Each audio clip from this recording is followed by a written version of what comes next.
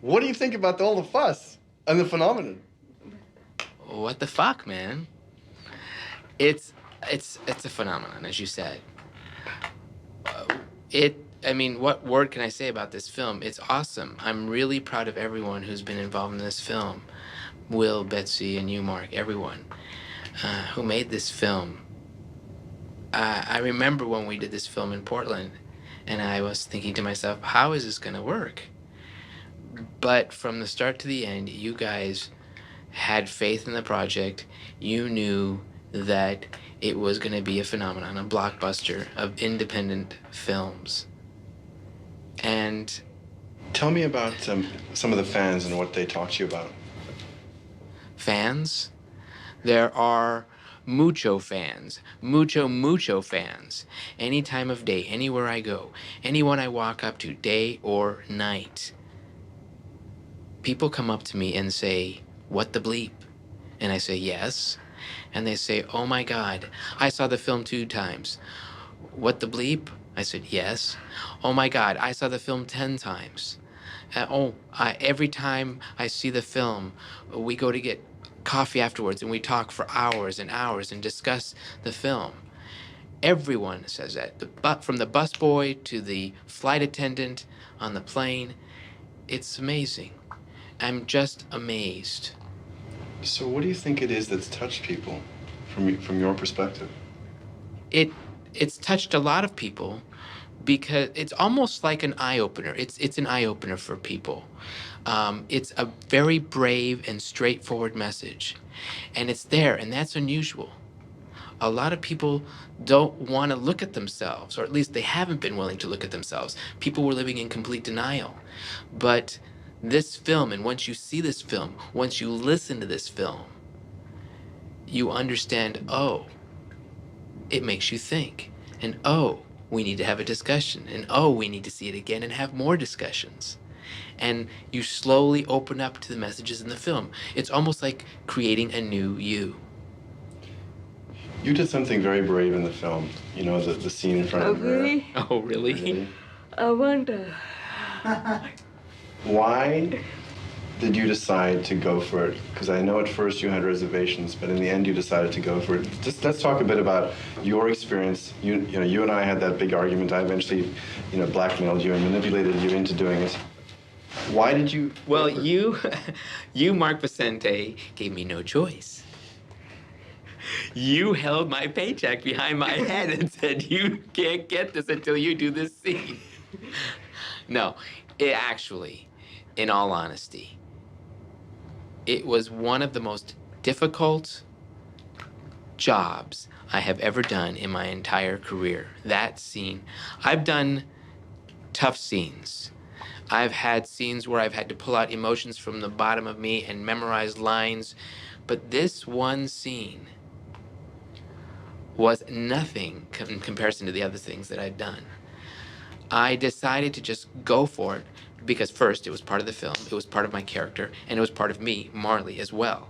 There was part of this, and I took advantage of this. The part of me, Marley, that was part of this character's scene. I lost sleep for 2 weeks over this scene prior to doing it, and I never slept better afterwards. So a lot of women's lives have been touched by seeing that, and people have learned to love themselves in ways they never had before. How does that make you feel?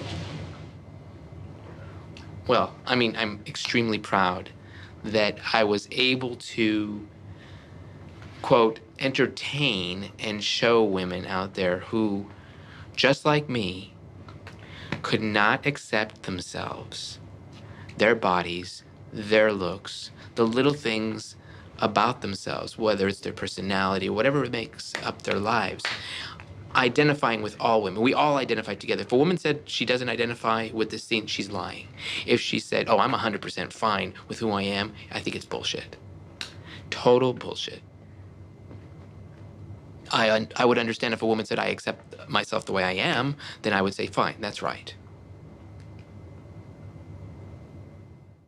You said to me that you know how to create reality, you said to me. Because you said to me that you created Well, your own. my existence is the best example of creating your own reality. Doesn't that make sense? Tell us. Well, growing up deaf, people have a different conception of how or who you should be. You're deaf, we should feel sorry for you. You need extra attention. You need extra schooling. You need extra care. You need to be looked after. Poor thing, she's deaf. And for myself, I looked at it in a normal way. I had and decided I would have a happy childhood. I accepted the way I was, the person I was. I was a deaf person. Becoming a woman. And when I became that woman, it was an entirely different thing for me. I still, every day, try to accept and understand the different things that are within me, and I have a great deal more to accept, to incorporate. How did you, with the odds against you, I mean, you were, this deaf actress, with the odds against you, how did you win an Oscar? Well, when I auditioned for Children of Lesser God, I was 19 years old. And at the time that I was auditioning for the film, they had already been looking for people for 2 years to play this part. They were using people who had already established themselves in the deaf community, big names in the deaf community. And then I came into the picture, and all hell broke loose. People said, "Who the hell is Marlee Matlin? She's just a girl from Chicago, Illinois. She just got out of high school." And it just so happened that they liked my work, the way I looked, whatever it was. And everyone held their breath until they saw the film. They were watching me like hawks. And I was completely oblivious to what was going on out there. I was oblivious to fans. I was oblivious to the deaf community outside of Chicago. I was oblivious to Hollywood. I was more worried about getting my lines right. I was more worried about my boyfriend at the time. And then I finished the film and went to summer school at the National Theater of the Deaf in Connecticut. And I couldn't complete my schooling there, their coursework there. I mean, it was like the last week. I was called by Paramount to go do publicity. I'm thinking, okay, whatever. But they told me to do it. I went to do it. It's part of my contract. The people didn't get it. And when I left, I started to feel some sort of hostility.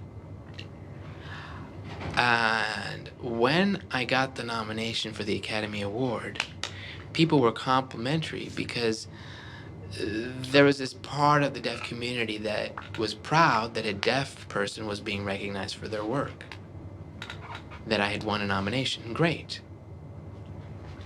But what happened was not only did I have to deal with the odds that are against me from the hearing community, I got it from the deaf community, because when I announced the names of the winners the following year after I won the Oscar, I decided that I would say the names because I do speak, and nobody knew that. All my life, not yesterday, not 3 years ago. I wanted to talk. I wanted to say all the names. And I did. And the right person came up and got his Oscar, Michael Douglas. And the day after I did that, all hell broke loose once again, because there was a segment of the community that thought I was trying to indicate to parents of children who were deaf that my speaking was an example to them that they should speak and not sign. This is not something that I had thought of at all. This was, again, labels put on me by other people. And I found out, you know what? I can't please other people. I can't please the fans. I can only please myself. I've learned to let go. I've learned to love what I do. I've learned to take care of myself. I've learned to take care of my family. And take care of myself, I guess I said. That's the most important thing I can do. I know what your most frightening scene in this film was. And there are scenes in this film that you have an absolute sense or a look of calm about you. There were moments in the theater when you left the theater, when the character Amanda leaves the theater, when she's sitting on that bench and she wakes up in the morning and you have this incredible sense of calm about you. What were you thinking about? How did you get there? Well, perhaps at the time when we were shooting that scene is when I learned to grow up, or perhaps I was actually growing up and learning to accept myself and during the making of the film, all the shit that I had within me. And I learned to accept it, and I learned to sort of let it go. So you had some kind of transformation during the film then? Absolutely I did. I always do during any film, but in this film I always did. And during your film, absolutely. Every day I came to the set, I was very cranky. You saw me plenty of times. And other times I was happy, and I was happy-go-lucky Marley. Because I felt good as a result of what we did. And those days when I was cranky was because I was struggling with whatever issues were happening at the time. Again, what better time to do this film than, I mean, I'm so grateful for this film. I'm so grateful that I was part of it. I'm so grateful that I got to do it.